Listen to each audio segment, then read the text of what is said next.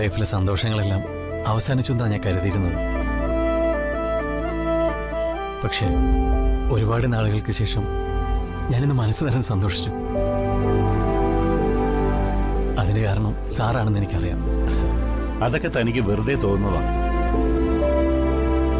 തനിക്കൊന്നും നഷ്ടപ്പെട്ടിട്ടില്ല. എല്ലാം തന്റെ മുന്നിൽ തന്നെ ഉണ്ട്. അത് മനസ്സിലാക്കി പെരുമാറേണ്ടത് സഞ്ജയ് തന്നെ. അങ്ങനെയല്ല സാർ, ഞാനൊരിക്കലും ഓർമ്മയ്ക്ക് വെച്ച ഭർത്താവല്ല. അത് ബോധ്യമായതുകൊണ്ടാണ് ഞാൻ എല്ലാത്തിനും ഒഴിഞ്ഞു മാറിയത്.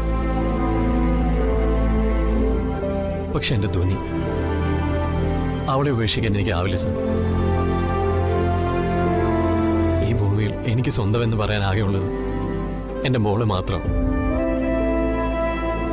ഇന്നെന്റെ മോളുടെ ബർത്ത്ഡേ സാറ് മനോഹരാക്കി തന്നു. ധ്വനിമോളെ പോലെ നല്ലൊരു കുഞ്ഞിനെ എന്തിനാ വെറുതെ വിഷമിപ്പിക്കുന്നത്? അവൾക്ക് വേണ്ടി നിങ്ങൾക്ക് ഒന്നിച്ചൂടെ? അതെ, എനിക്കും പറയാനുള്ളത് അതുമാത്രം. മറക്കാനും ക്ഷമിക്കാനും പറ്റുന്ന കാര്യങ്ങൾ മറന്ന് ആ കുഞ്ഞിന്റെ സന്തോഷം അതിന് കൊടുക്കുക. നിങ്ങൾ അച്ഛന്റെയും അമ്മയുടെയും വാശികൾക്കിടയിൽ ഉണ്ടാവുന്ന കുഞ്ഞു മനസ്സ് കാണാതെ പോകരുത്. അത് മനസ്സിലാക്കാൻ മറ്റാരേക്കാളും സഞ്ജയ്ക്ക് കഴിയുമെന്ന് എനിക്ക് തോന്നുന്നു. അതുകൊണ്ട് നന്നായി ആലോചിച്ച് നല്ലൊരു തീരുമാനം എടുക്കുക. സാർ, അത് ചില ബന്ധങ്ങൾ അറ്റുപോയാൽ അത് കൂട്ടിയോജിപ്പിക്കാൻ സാധിക്കില്ല. അതൊക്കെ വെറുതെ തോന്നുന്നതാ. ഇപ്പോ എന്നെ കാത്തുനിന്ന് ഈ നന്ദി പറയാൻ കാണിച്ച ഈ മനസ്സുണ്ടല്ലോ, എനിക്കറിയാം ഈ മനസ്സ് മുഴുവൻ ധ്വനിമോളാണെന്ന്. അവൾക്ക് വേണ്ടി എന്തും ചെയ്യാൻ തനിക്ക് സാധിക്കണം. അതെ ഏട്ടാ, നമുക്കൊക്കെ ഒറ്റ ലൈഫല്ലേ ഉള്ളൂ. ആ ലൈഫ് സ്നേഹിക്കുന്നവർക്കൊപ്പം ഹാപ്പി ആയിട്ട് ജീവിക്കണം. ഇപ്പോൾ നമ്മൾ കാണിക്കുന്ന ചില വിട്ടുവീഴ്ചകൾ നമ്മുടെ ലൈഫിലെ ഏറ്റവും വലിയ സന്തോഷങ്ങൾക്ക് കാരണമാവും. ആലോചിക്കുക, എന്നിട്ട് നല്ലൊരു തീരുമാനം എടുക്കുക. ശരി. അപ്പൊ ശരി, കാണാം. ശരി ശരി.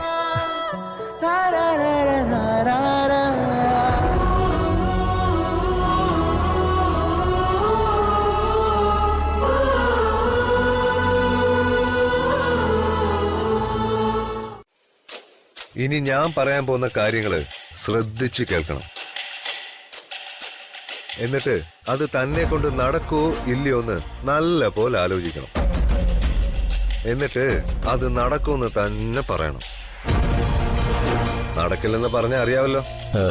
ഞാൻ എന്താ ചെയ്യേണ്ടത്? താൻ ആ ശിവദാസനെ ഇനി കാണുമ്പം പറയണം, തമ്പുരാന്റെയും തമ്പുരാട്ടിയുടെ ആത്മാവിന് ശാന്തി കിട്ടിയിട്ടില്ലെന്നും അത് കിട്ടണമെങ്കിൽ ഈ വരുന്ന പൗർണമിക്ക് മണിമാലയുമായി കല്യാണി ഭദ്രകാളി ക്ഷേത്രത്തിൽ വരണമെന്ന് പറയണം. അന്ന് തന്നെ ഭദ്രകാളി ക്ഷേത്രത്തിൽ വന്നില്ലെങ്കിൽ ദേവീകോപം ഉണ്ടോന്ന് കൂടി പറഞ്ഞേക്ക്. ഇല്ല, ഞാനത് ചെയ്യില്ല. നിങ്ങൾ പറഞ്ഞതൊക്കെ ഞാൻ ചെയ്തു തന്നില്ലേ? അതൊക്കെ എന്റെ മോൾക്ക് വേണ്ടി ആയതുകൊണ്ടാ ഞാൻ ചെയ്തത്. ഇങ്ങനെ ദേവിയെ വെച്ചൊരു കള്ളം ഞാൻ ഇനി പറയില്ല. താനൊക്കെ ഏത് കാലഘട്ടത്തിലാണോ ജീവിക്കുന്നത്? പടച്ചുവിട്ട മോളുടെ ജീവനാണോ അതോ ഒരിക്കലും കാണാത്ത ദേവിയോട് കള്ളം പറയുന്നതാണോ തനിക്ക് വിഷമം? എന്ത് പറഞ്ഞാലും ഞാനിത് ചെയ്യില്ല. അതിന് തന്നോടാരാ അനുവാദം ചോദിച്ചത്? ചെയ്യണമെന്ന് തീർപ്പ് കൽപ്പിച്ചിരിക്കാ ഞാൻ. വരുന്ന പൗർണമി ദിനത്തില് ദേവപുരത്തെ ആ പഴയ ക്ഷേത്രത്തിലെ കല്യാണി മണിമാലയുമായി എത്തണം. അവളെ എവിടെ എത്തിക്കേണ്ടത് തന്റെ ഉത്തരവാദിത്വമാണ്. അന്നത് നടന്നില്ലെങ്കിൽ പൗർണമി കഴിഞ്ഞുള്ള 16 തന്റെ മോളുടെ കൂടെ.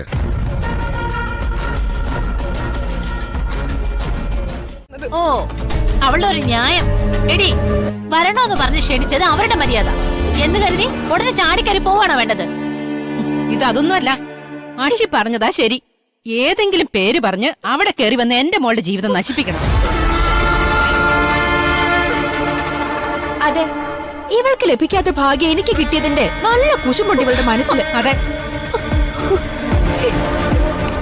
എടി ദുർഗേ, നീ അസൂയപ്പെട്ടിട്ട് ഒരു കാര്യമില്ല.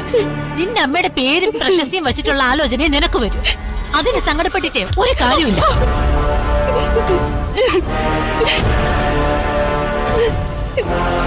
ഒരു വിവാഹം വേണമെന്നൊന്നും ഞാൻ ഒരിക്കലും ആഗ്രഹിച്ചിട്ടില്ല. അശി എന്റെ അനുജത്തിയ. ഇവളോട് എനിക്ക് ഒരിക്കലും കുശുമ്പോ അസൂയ ഒന്നും തോന്നില്ല. ഓ, അഷിക്ക് നല്ലൊരു ജീവിതം കിട്ടുന്നതില് ഏറ്റവും കൂടുതൽ സന്തോഷിക്കുന്നത് ഞാൻ തന്നെയാ.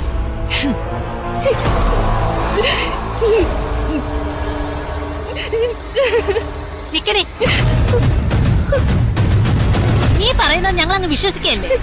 എടി പെരുങ്ങള്ളി, നീ പറഞ്ഞത് കള്ളമാണെന്ന് നിന്റെ മുഖത്ത് തന്നെ എഴുതി വെച്ചിട്ടുണ്ട്. ഓഹോ, പിന്നെ നീ എന്തിനാ കിരണിനെയും കൂട്ടി വന്നത്? ഞങ്ങളാരും നിന്നെ സ്വന്തമായിട്ട് കാണുന്നില്ലെങ്കിലും ചിറക്കൽ വീട്ടിലെ കുട്ടിയാണെന്നൊരു പേര് നിനക്ക് നാട്ടിലുണ്ട്. കണ്ടവന്മാരുമായി കറങ്ങി നടന്ന് കുടുംബത്തിന് നാണക്കേട് ഉണ്ടാക്കി വെക്കരുത്. പൂർണ്ണിമേച്ചിയാ കിരണിനോടും വരാൻ പറഞ്ഞത്. അല്ലെങ്കിൽ നീ പോകുന്ന സ്ഥലത്തൊന്നും കിരൺ വരാറില്ലല്ലോ അല്ലേ?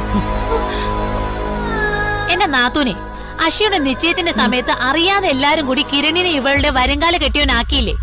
അത് മുതലെടുക്ക രണ്ടാളും കൂടി. അതെ, അല്ലെങ്കിൽ പിന്നെ ഇവർക്ക് അമ്മയെ തിരുത്തി പറയായിരുന്നില്ലേ? തിരുത്തി പറയാനോ? അതെങ്ങനെ? രണ്ടുപേരും കൂടി ആഗ്രഹിച്ച കാര്യമല്ലേ അത്? കുറെ നാളുകളായിട്ട് അവന്റെ പിറകെ ബൈക്കിൽ കയറി കറങ്ങല്ലേ അവളുടെ പണി.